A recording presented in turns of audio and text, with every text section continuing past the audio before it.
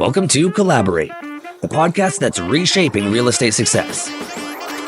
Whether you're a new agent striving for your first big win or a seasoned producer ready to break into the top 1%, Collaborate is your gateway to elite strategies, global networks, and industry-changing insights.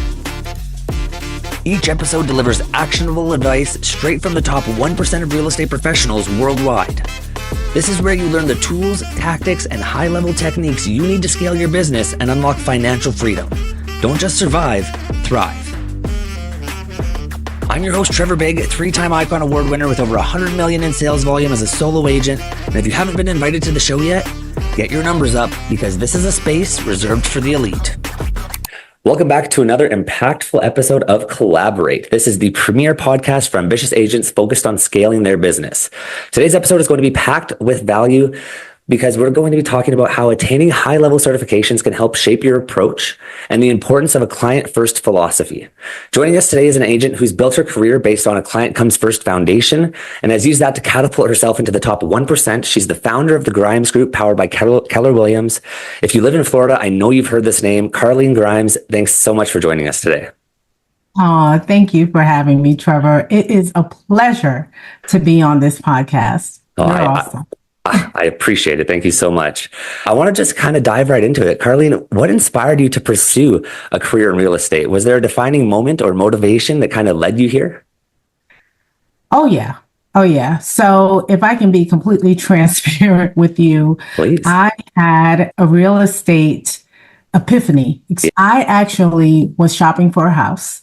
Okay. And I had an agent that just did not listen to me. At least I felt that she didn't listen to me. Yep. She kept telling me what I wanted to see and taking me to homes that I didn't want.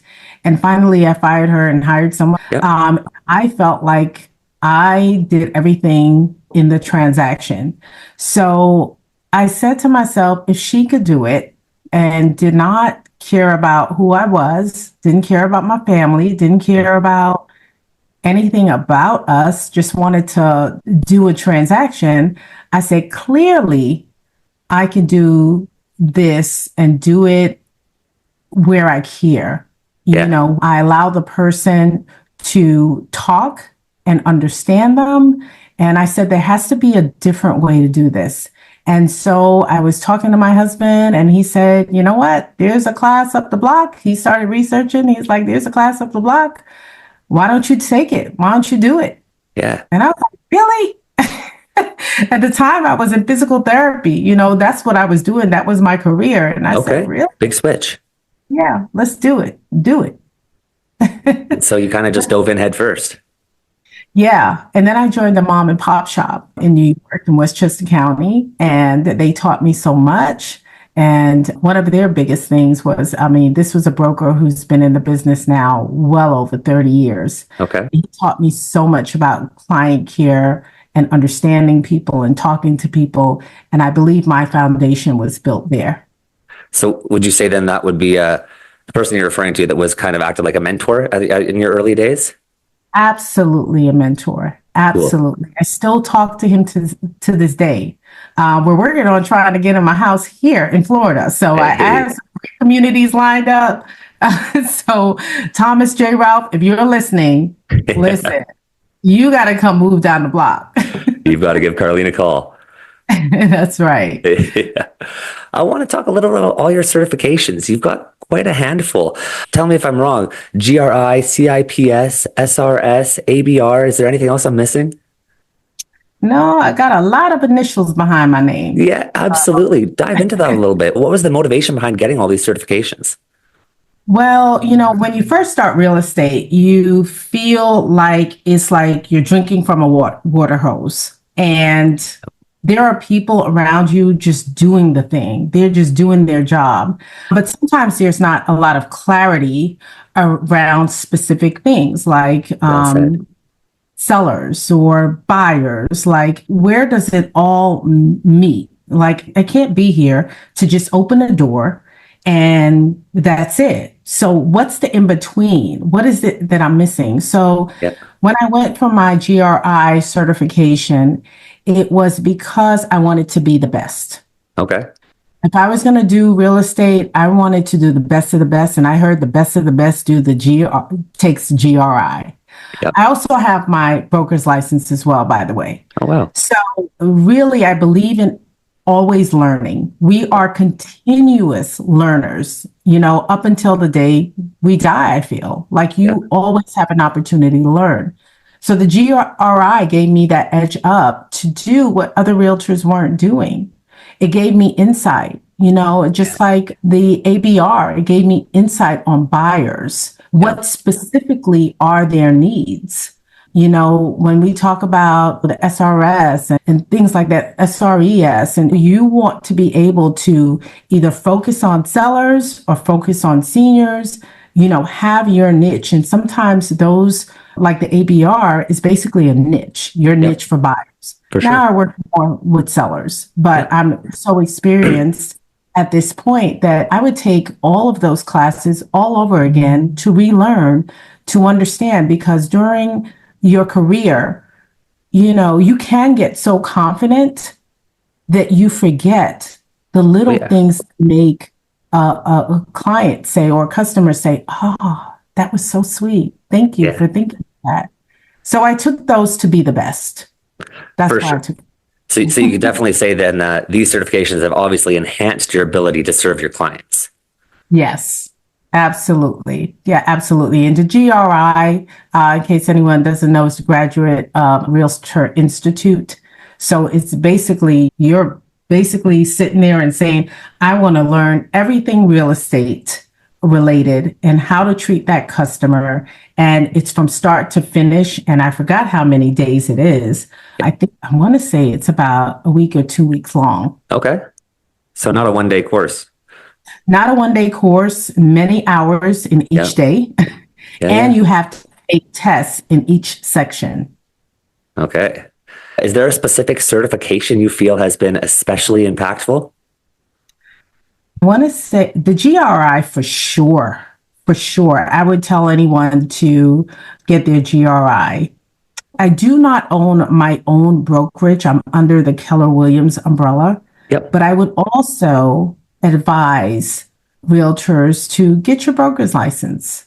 Yeah. I mean, if you ever wanted to go out on your own, fine. If you don't, fine. But now you think with a different hat. And with real estate, there's so many dimensions. This is a multi-dimensional career. Oh, yeah. And I feel like you could dive deep into anything. Where does your heart lead you is what I always try to pay attention to. Where does my heart lead me? And at this time, my heart leads me more to sellers. That's just what I'm doing. But at the end of the day, being that it's multidimensional, I want to understand every layer. And your broker's license will allow you to understand that and understand your peers. Yeah. Hats off to the broker's license. I've taken the course. I'm still gearing up for the test, but I've taken the course and it's not light. It is like a lot of hours go into that too. A lot of hours, but I feel it's well worth it. And for me, it gave me a boost of confidence because I am learning based. Yep. Yep. How do you integrate what you've learned from these programs into your daily work? That's such a good question, Trevor. Thank you. That's such a good question. It's like the Bible. If you read it, you can't learn everything at once. Yep. Right. For sure. You can't put down the Bible and say, "Oh, I've got it. I know all the verses when it's time to use them." Yeah, absolutely. You have to keep the training alive, keep the material alive. I have my books that I could refer to in case I get stuck. But most importantly, I use these tools and I've gotten them years ago. So obviously they've helped me make some money. Yeah, for sure. So definitely it may have been my confidence level, but my bank account shot up along with the designations as well. Yeah. And like I said, it may not be that I learned something like just so wild and amazing, but it was a boost of confidence for me. And it made me feel that I can do it. Now, if a problem occurred, I got it under control.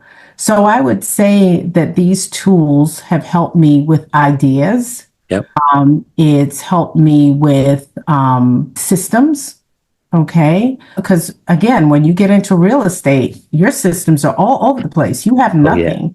You have Yep. nothing. But it kind of helps you put things together, put that puzzle together where it fits. Just like I said, it would be the Bible. Sometimes you just don't get it all at once. But in the coming years, you say, oh, that's where I got that. I remember that Yeah. from that class. I remember that from the ABR class. And it fits together. Well, I think real estate, along with any other entrepreneurial business, is very much less of a numbers game and more of a skills game. You get paid based on the amount of value that you're able to provide in that specific experience. And I think the highest paid realtors are providing the highest amount of value. And clearly getting all of these designations just opens the doors for the amount of value that you're able to provide to your clients. Absolutely. And that's well said, Trevor. And also, I want to say I used to, when I got all my designations, because nobody knows what they mean. I don't even talk about them now, right? I don't even talk about them now. But when I first got them, the pride that I had in doing that, the self gratification that I felt was, I still remember the feeling of when I got my GRI and I was so proud. Realtors know, clients don't know, and they probably don't even care. Right? Probably not. But it has to be a self-gratifying issue. You can't do it for someone else. You have to do it for yourself. And I remember because they give you pins after each certification, and I would carry them. I have a folder, and my folder with the pins my folder had the pins in the front of it. Yep. So I'll give you an example. Like this is one of my folders. I don't know if you can see it. Yeah, absolutely. Okay. So Perfect. I take it to a listing appointment and it says, I'm proud to be a realtor. You know what I'm saying? I am so proud of that. And I would stick the pins on this and people would say, what's that? And I explained to them and they'd say, wow, you take this seriously. Well, and it kind of boils down to, a client's going to work with you if they trust you. And confidence is the quickest way to build trust. If you walk into a scenario and you are 100% confident in the job you're about to do, and you can detail every step that's about to be taken, immediately that client's going to trust you because you have just the utmost amount of confidence in your job. Exactly. Completely true. I think that's awesome. I want to talk a little about your area, your location, Orlando, Lake Nona. Is that correct? Yes. So I personally am in St. Cloud. I love St. Cloud. Okay. Yeah. And I am probably about 10 minutes from Lake Nona, where I live. Okay. However, I work in that Lake Nona vicinity and Orlando. I'm there. So what's happening in Orlando is so many amazing things. They're building so much here in Orlando. Our growth we're booming down here. So much so, there's so much new construction. Anything you can imagine, we have available. So, in any area you can imagine, it's just about finding the right fit for the right person. What they're looking, I was talking to you a little bit about snowbirds. Like if you want to be a snowbird, come on, we got you. If you're a first-time home buyer, I got the place for you. If you like tennis, if you like golf, let me know because we have an array. So, well, for sure. Are there any specific property types or buyer profiles that have grown in demand recently? That's a very good question. First-time home buyers are definitely struggling. Yeah. What's the average sale price where you're from? Average sale price here right now is $389. Okay. So that's in a range where first-time home buyers should be able to dabble. Yes. However, because of the interest rates, we've seen some first-time home buyers kind of be a little standoffish. For sure. So, my big thing is I always tell the client, let's not look at the interest rate as something that's detrimental. It's something that we can refinance. But they're struggling to wrap their minds around it because of the people probably 4 years ago, whose interest rates were different. So Much they're different. struggling. Yeah. So right now, I find that I want to educate the first-time home buyers more so because of the opportunities that are available to them. Yep. They're very scared to make that move. And there's so much luxury apartments popping up that they can fall into a cycle of forever renting. It's Yes. attractive, right? So Yep. I know that wasn't your question. Your question was, what do I see most, right? Yep. So mostly I'll see second home buyers or buyers now that are moving up. Yeah, Okay, there's great deals with moving up. for sure. Now the $800,000 buyer now has a lot of negotiation room. Okay, Yep. so we have opportunity here. Our days on market here have increased from, let's say, 2 months to about 5 months. Oh, wow. Okay. That's a big difference. Yeah, that's a huge difference. Yep. And I tell you, the buyer now can come in and we can negotiate some great deals, some great terms. Yeah. We can negotiate seller concessions. We have opportunities to negotiate buy downs. There's so much opportunity here, not only for the first time home buyer, but the move up buyer as well. Yeah. And touching on the first time home buyer again, I think, like you said, it's a struggle to be able to have them grasp the concept that when interest rates are high, generally prices are going to be lower. But as soon as interest rates start coming down, those prices go back up. So it's weighing the scale. I mean, if you can get in at a low price but high interest rates, you can refinance those interest rates and then be sitting at a decent price with a good interest rate, 2 or 3 years down the road. Whereas you buy when the interest rates are low, they're not going to be much lower than a low interest rate. You know what I mean? You're not going to have that opportunity of refinancing, and you're likely buying at an exaggerated price because there's multiple offers, and it's intense for a first-time home buyer to kind of wrap their heads around, but it's something that needs to be talked about for sure.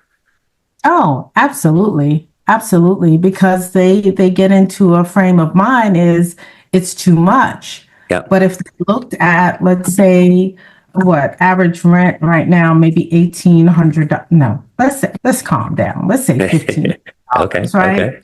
Times 12, and you're looking at $18,000 you threw away.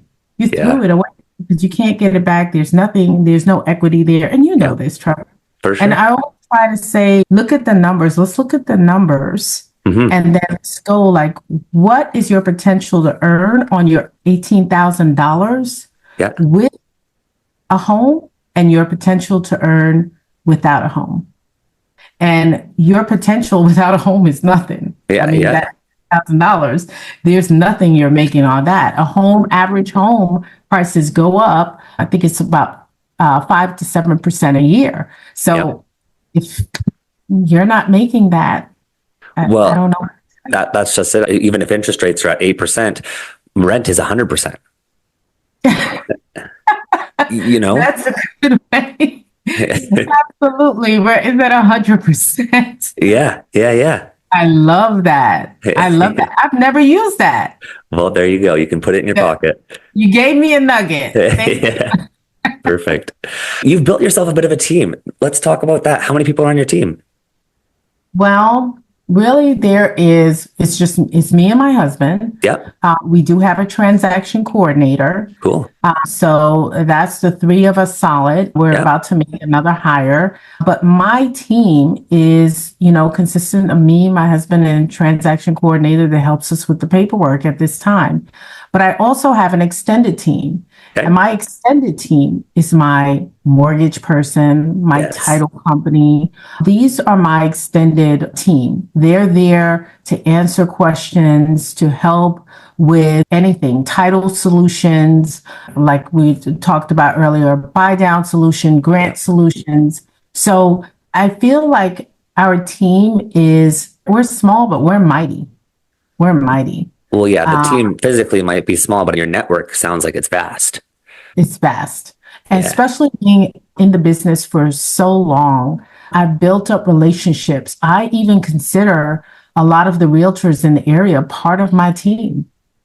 They're part of my team because when I have a new listing, I shoot them a text and I say, hey, this is coming up. Do you have a buyer? And sometimes that's how I sell a listing, through that communication, because I'm letting them know ahead of time this is coming up. They're working. They have buyers that I have not seen. Yep. And vice versa. So that's part of my team. I think a lot of agents need to really hone in on what you just said. You'll make a lot more money collaborating than you will competing. Oh, absolutely. Absolutely. And that is the new word, collaboration, because it's so true.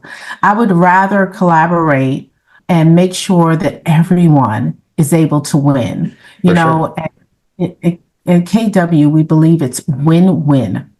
Yep. If the buyer isn't winning, if the seller isn't winning, there's a problem. So Yeah, we have to have a win-win conversation. We have to have a win-win solution.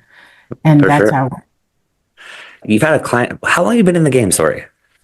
Ooh, that's a tough question because I've been in the game in New York and then I fell off a little bit Yep. because I moved to Florida and I didn't do it right away. I took some time and then I dabbled again, because I was home with the kids. My husband still had to move to Florida. He Yep. was still running a business in New York. But Okay. I'd say I just about 20 years. Wow. Okay. And so Mhm. throughout the 20 years, you've basically always had a very strong client first philosophy. Share a bit about that. What does that mean? Client first, client comes first. What does that mean? I know it sounds pretty generic, but there's more that goes into it. Oh, yeah. Honestly, that's why I came in the business. So we're going full circle back here. Yeah. The reason why I came in the business is because I did not feel that I was first in this Yep. person's mind. I didn't feel like I was important. And our philosophy is really to make sure that our clients know that we care. Yeah. And how we do that's why we have a lot of repeat business. We don't do a lot of advertising, we're not out there paying for leads and things of that nature because your sphere of influence has everything you need if you can only give them what they want. Yeah. And if you give them what they want and you listen, truly listen to their needs, understand that they have families, they have issues, they have, wins, they have problems, they go through the cycle of life just like you do. Yeah. And if you can have a relationship, and if you go through my sphere of influence and my clients, they will know when I call them, it's probably not going to be a 5-minute conversation. It's Yeah. probably going to be about 20 or 30 minutes because I love talking to them and understanding how their life is going and who they are. So my clients come first, and I don't pick up the phone when I think that they're ready to sell. I pick up the phone or I think they're ready to buy. I Yeah. pick up the phone long before that happens. Yes. And that's what's kept our business in rotation. So when we talk about client comes first, I mean, even my next hire is going to be a client coordination Yeah. care person, client care coordinator, For excuse sure. me. That's my next hire because I want to make sure that no, I can't keep up with everybody's life, Yeah. right? Especially when you have about 50 VIPs, you can't keep up with everybody's lives. For sure. But what you can do is hire the leverage in order to basically keep in touch and not lose touch of these people that you say are important to you. Yep. Yeah, well, I think that's important. I think two highlights I would take out of what you just said is one, I see a lot of agents focusing so heavily on the product and not the experience. They're so honed in where they want to know, they want to walk into this listing and know how many bedrooms and bathrooms, and that the counters are granite and that the floors are hardwood, and they want to know all these details. You've got to know the person. It's a very personal transaction. Real estate is a very relationship built transaction. And I think if you're not focusing on the person and just the product, you're going to miss a lot of clients that way. Oh, I love that, Trevor. Actually, I just sat down with a seller, I think it was 2 days ago. They decided to list, but I never met them before. But the first thing that and I wish I had a recording there, but the Yeah. first thing that we talked about, I didn't want to hear about the house.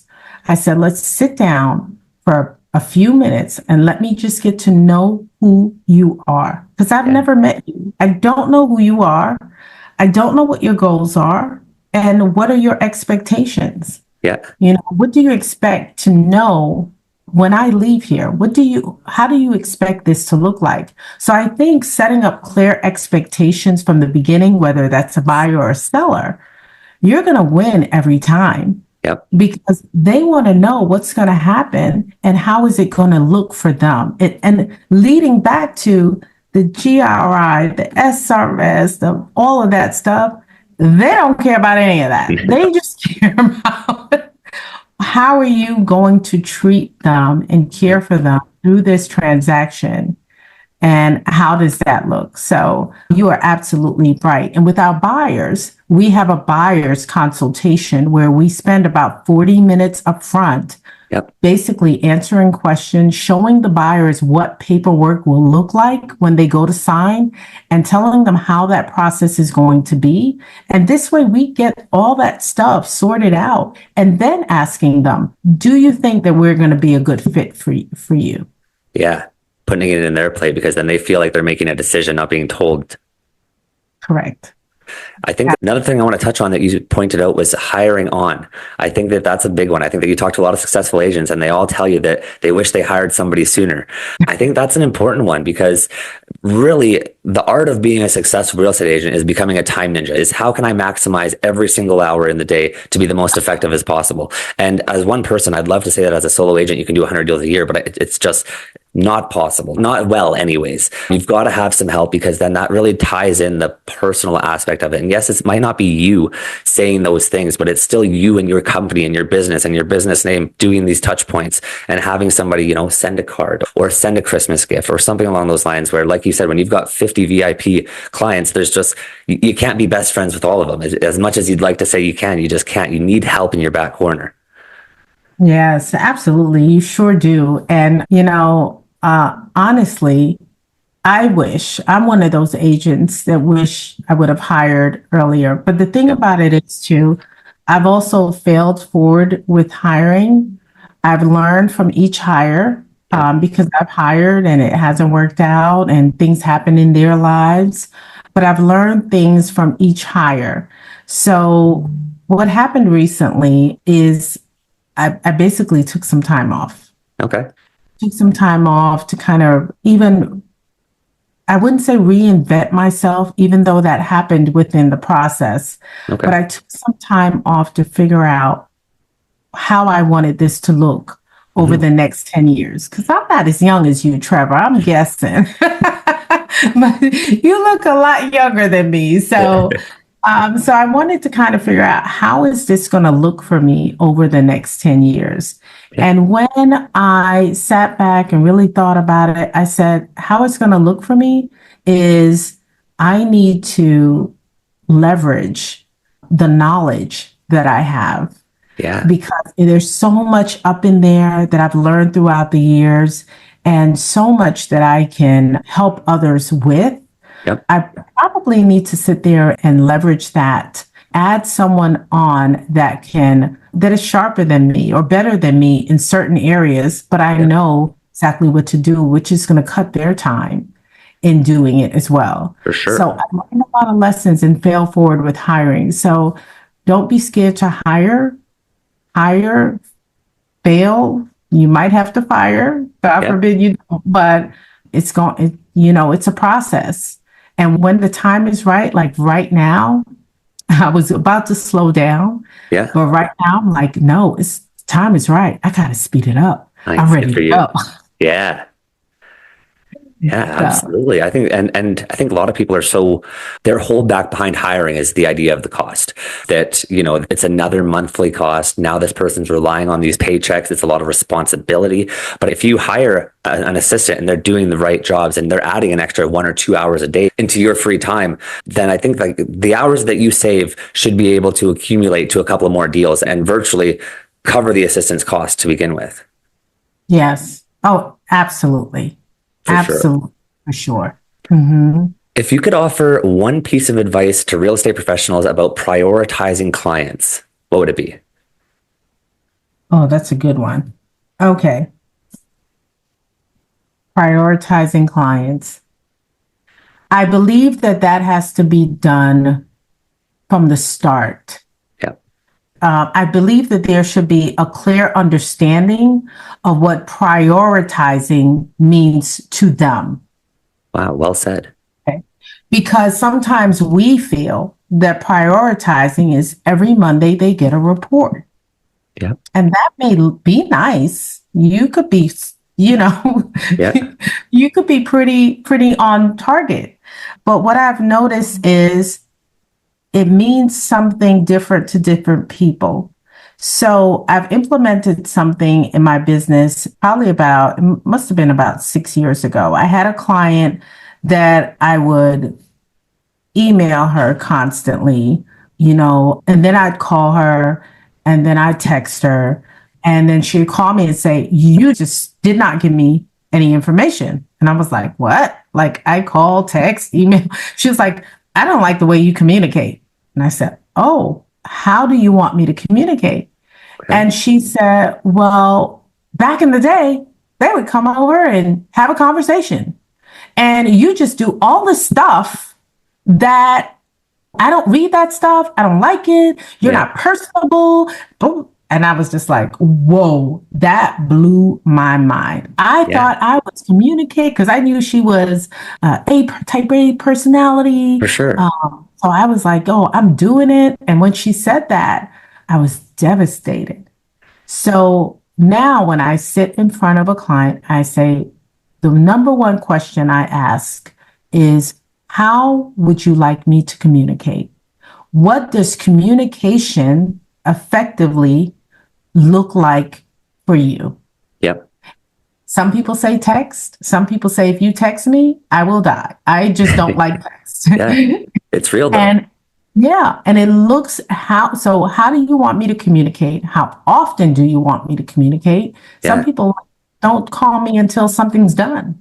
Yeah. So I think that's one of the ways that I prioritize my clients. But at the end of the day, it's all about, if you want to prioritize them, don't give them the one shoe fits all. Yep.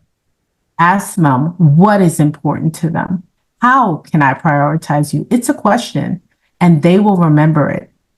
Well, and I think how to communicate is one of the most important, because everybody retains information differently. Some people like, visual learners, audible learners, kinesthetic learners. And I've ran into the same scenario, almost the same epiphany, let's say, where I was talking to clients and I was on the phone and we would go over these contracts for like half an hour, 45 minutes. And then a couple of days later, I'd get asked these questions of things that we clearly talked about throughout the conversation. And I'm sitting there thinking, was this person not listening to what we were talking about? And they might have been, but that's not how they retain information. They're the kind of people that like to see it. They need a contract in front of them. They need things highlighted and circled. That's how they retain the information. So exactly like you said, I needed to figure out and dial in exactly how to communicate with each client. Absolutely. And sometimes it's a video. Yeah, exactly. Sometimes it's a video. They want to watch it. They want to see it. Sometimes it's a Zoom call I may have with them, and I will record the call and ask them, would you like me to send you the recording? Yep. Because maybe that's just something that they need to go over again in their mind. It's not that they're slow. That's how they learn the best way, and they will love you for it. So what would you say then is your guiding principle to follow when it comes to client care? When it comes to client care, what is my guiding principle? I think it's all about who they are and not who you want them to be. Wow, that's important. Yeah, who That's they are. Because you can have, I don't know, a year of 20 million, right? 20 million in deals a year, and you may have 50 customers. And I can almost guarantee you everyone is not the same. So who are they? Exactly that. There's never a blanket that covers real estate is people are selling for such personal reasons. And so you've got to know what that personal reason is, because you can't just decide that the blanket is that they're moving because they want a bigger house or they want an extra bathroom. There's almost always so much more than that. Oh, yeah. Yeah. And I think the realtors that win in this, and when I say win, I don't just mean financial win. I'm talking about really win. Their heart feels good at the end of the day, because I'm sure you're a lot like me, Trevor, where you want to see your client succeed. And when they succeed, doesn't that do something to your heart? Don't you feel that you've contributed something to the world at the end of the day? It's probably one of the most stressful jobs on the planet, but also probably one of the most gratifying. Absolutely. Absolutely. And I love that when you have gratitude through all that you do for your client, it comes back. They will have gratitude for you. When you have gratitude, they have taken the time out to choose you as their representation in a transaction where there's tons of realtors, tons. Yeah. So when you have that gratitude, that all shows up within the transaction and it comes back as a win for you, a win for your client. And it's all love, all good. I love it. I love it. As we squeeze the final minutes out of this episode, I want to end things with a big one. One of my favorite questions: what is one of the most impactful pieces of advice you've been giving yourself in your career so far? Get the leverage as soon as you can. Good one. Yep. Get the leverage as soon as you can. And I have definitely worn myself out many of days by not having the leverage. And that leads to burnout. That leads to, I don't want to talk to anybody anymore. I may want to change careers. I'm out of this. That leads to all of that. But if you get the leverage quickly, as soon as you can, even if it fails, it's okay. But invest in your business as quickly as possible. And when you invest in your leverage, you're also investing in your mental health, Absolutely. your mental health, your physical health, because you have to take care of you. It's like the person on the airplane.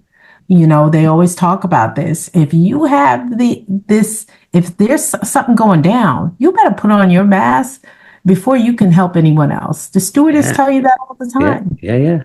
So, put on your mask, get your leverage together, and then you can think about helping everyone else.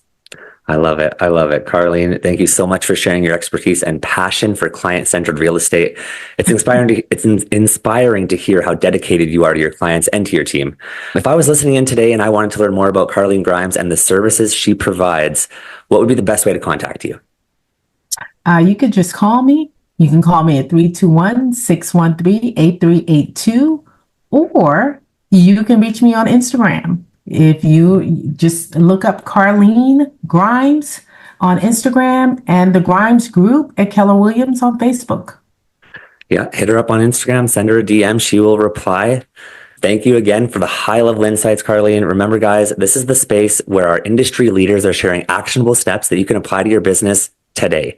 Join us next time for another value-packed conversation with some of the biggest names in the game. Take care.